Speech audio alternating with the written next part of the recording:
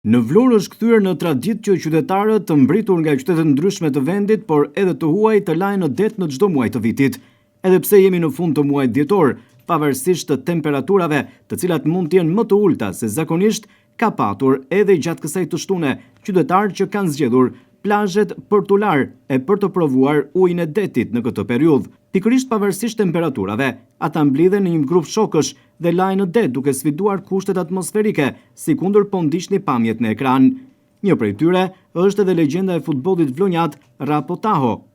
Natyrisht tani e kemi për si traditë tani. Pa të shtunë diel që janë ditë pushimit dhe janë kohë mirë, na kanë ndihmuar shumë kjo koha që nuk ka qenë shumë ftohtë. Natyrisht është që ftohtë në jetë, por nuk diell është që ngrohtë. Por shikojmë tani që vërtet jashtë është pak ftohtë, por brenda në det ujërat janë ngrohta akoma. Megjithatë e kemi kështu si pasion që kur notojmë ndjehemi më mirë shumë. Mirë ndjehemi, nuk kemi ndonjë shqetësim të madh, kështu që s'kemi kohë dhe mundësi të vrapojmë kështu, bëjmë mese natyrisht edhe e shfrytëzojmë këtë ditën e mirë, kohën e mirë që është e shfrytëzojmë me detin. Nuk është akoma, nuk kanë filluar ftoma, grisat për shkakun që të themi që. Por megjithatë, kur është ftohtë jashtë, ujërat janë të ngrohta. Kështu që ne shfrytëzojmë këtë gjithmonë. Sa dalim, fshihemi natyrisht, nuk dim se dielli nuk është ai që nxjerr shumë se ta thash si punë bearit. Vlona ka paguar Zoti, do të them kështu në tyne fjalë ose mi vlonjat, por që këtu në 365 ditë vetëm 30 ditë nuk ka diell. Se edhe kur është shiu, dielli do nxjerr dhe pak ato rrezën e tij për ta shijuar vend qytetin ton.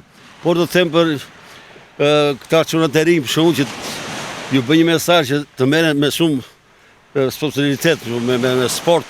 Kohën e lirë që kanë dhe në det, për shembull, një pjesë e mirë më pëlqejnë sa çuna, i kanë parë që e shfrytëzojnë kohën e lirë vin lajnë në det. Edhe më vjen mirë që ata çunat e ndjekin të rrugën tonë. Ne jemi një grup faktikisht që zakonisht të shtunë të diel mblidhemi, po edhe gjatë javës, po tani ne jemi pensionista. S'kemi nga vende kohën e mirë, kohën e bukur që është e shfrytëzojmë këtu në det. Ajo çfarë të bie në sy është fakti se ata që lajnë në det në këtë periudhë janë kryesisht moshe tretë, mbi 60 apo 65 vjeç, që sfidojnë kushtet e motit për t'u larë edhe sot, në dhjetor, kur termometri shënon temperatura më të ulta se zakonisht. Me Vlorën jemi dashuruar. Jemi dashuruar me Vlorën. Vlora është nuk ka më bukur se Vlora. Por është më se normalesh. Ndoshta njerëzit i duket e ftohtë. Edhe nise nga ana psikologjike, se është dimër, nuk është më se normalesh. Po më normal. Ja, desa shikohet, ja. Është ai çifti aty janë nga Fieri. Po me Rapon jemi të abonuar shpeshherë. Kështu që më përpara 15 vjetësh ishe kështu duke kështu çajan këta janë të çmendur. Kurse tani vit pas i vish lajm. Nuk është dhe një çudi e madhe për t'u larë tani. Mesazh. Vlora është mrekulli tani. Tani unë vi nga Fieri këtu dhe Vlorën pëlqen. Njerëzit janë të mirë, të dashur, shoqërinë e kam këtu. Vi kaq vite me Rapon që e bëj këtë punë, se shok sporti, unë me Fierin, ai me Vlorën. Kështu që me Vlorën na lidhin shumë gjëra, plus origjina ime është e brenda nga Vlora.